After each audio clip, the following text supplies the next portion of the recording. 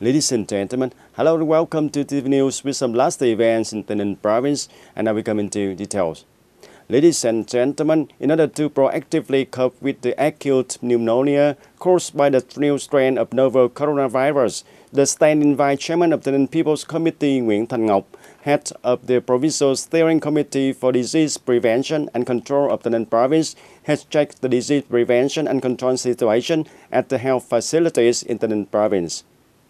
Mr. Thành visited the prevention and control of acute respiratory pneumonia due to a new strain of coronavirus at Tây Ninh Province General Hospital, Bến Cầu District Medical Center, Mộc Bài International Border Gate, and Bằng District Health Center. At the inspection sites, Mr. Thành conducted a field survey at the clinic, received and isolated potential and infected patients with acute respiratory pneumonia due to new strain of coronavirus. The standard vice chairman of the Provincial People's Committee instructed health facilities to have a plan to practice and implement the situation response when there are patients, implementing the quarantine well to prevent the spread of diseases, having a specialized team to treat patients and not performing other duties, assign Department of Health to carry out the disease response plan, and provide necessary and qualified equipment for officials, doctors, and health workers to perform their duties, update disease situation as well as report prevention to steering committee for quick and necessary instructions. The concerned ranches at Mộc Bài International Border Gate need specific and effective measures to control passers-by, especially foreigners, to conduct thorough inspection on pneumonia epidemic, acute respiratory tract caused by new strain of coronavirus, implement isolation when detecting patients and reporting to the steering committee for disease prevention and control in Tây Ninh province. Facing a very complicated disease situation, Mr. Thành directed the Department of Health and other related sectors to focus on prevention and control. The steering committee will continue the inspection to actively deal with the situation.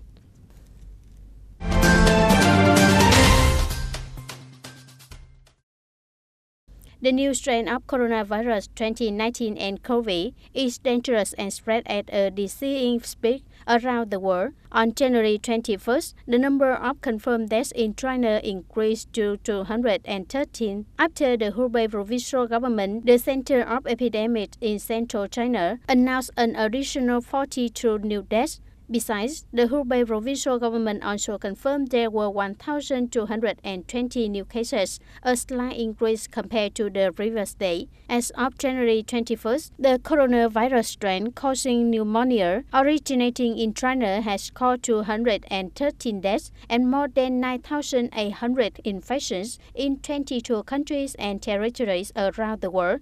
Since the outbreak of the complicated situation, the World Health Organization (WHO) decided to declare a global emergency because of respiratory infections due to new strain of coronavirus. The Ministry of Health will establish 40 emergency response teams to help deal with the quick spread of coronavirus. The setup of 40 emergency response teams are to help isolate people suspected to be infected with the deadly virus, along with the sterilization and patient transportation. The ministry will continue finalizing the treatment regime for the epidemic. Meanwhile, the Civil Aviation Authority of Vietnam has taken steps to stop unregular flights and halt the granting of permission for new flights between the nation and areas in China that have been affected by novel coronavirus epidemic. The move comes following the Civil Aviation Authority of Vietnam Aviation Department recently issuing a written document requesting that airlines make adjustments to their flight plans in a bid to ensure that all flights to Vietnam from areas that have been hit by the novel coronavirus are suspended. In addition to these changes, strict controls at border gates via road, waterways, and air must be tightened, while suspected cases should be dealt with by being put into isolation in a timely manner. And reporting at the meeting of the Provincial Party Executive Committee, Mr. Thành, Vice Chairman of Provincial People's Committee, said that all activities to welcome the Lunar New Year of 2020 in the province took place in a joyful, safe, economical manner and wholesome atmosphere. According to the report, The activities to welcome the Lunar New Year of 2020, combined with the 90th anniversary of founding of the Communist Party of Vietnam in the province, has been well implemented. The province also organized mobile photo exhibition in 9 districts and cities, organizing delegations to visit and congratulate religious organizations in the province, units of the armed forces and on duty on the Tet holiday, visit policy families and wish the life of citizens to turn to 100 years old.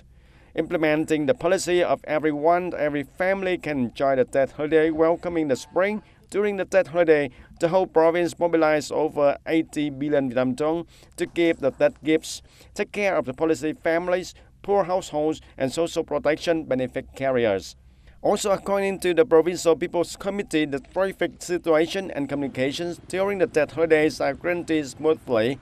System of provincial data integration centers, provincial information portals, and stable operation proponent posts. The political security situation is stable.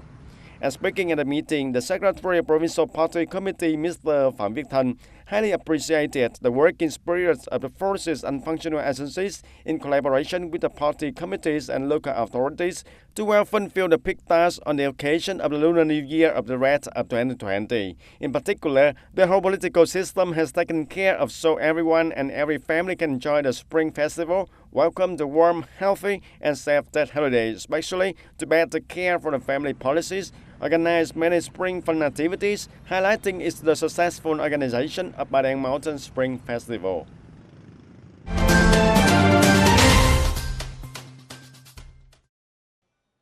Among the groups of solutions to effectively implement the socio-economic plan of 2020 in Tây Ninh Province, the People's Committee of Tây Ninh Province directs the maintenance of the operation efficiency of the Provincial Public Administration Center. As of January 15, 2020, the reception and delivery of results of group of administrative procedures on land of Tây Ninh City to implement at the Public Administration Center of Tây Ninh Province. In addition, the province continues to promote the application of information technology in managing and operating activities of state agencies, electronic office software, electronic one-stop software, ensure 100% administrative procedures under its jurisdiction to implement through the Public Administration Center of the province, upgrading the provincial online public service portal and electronic one-stop system in handling administrative procedures.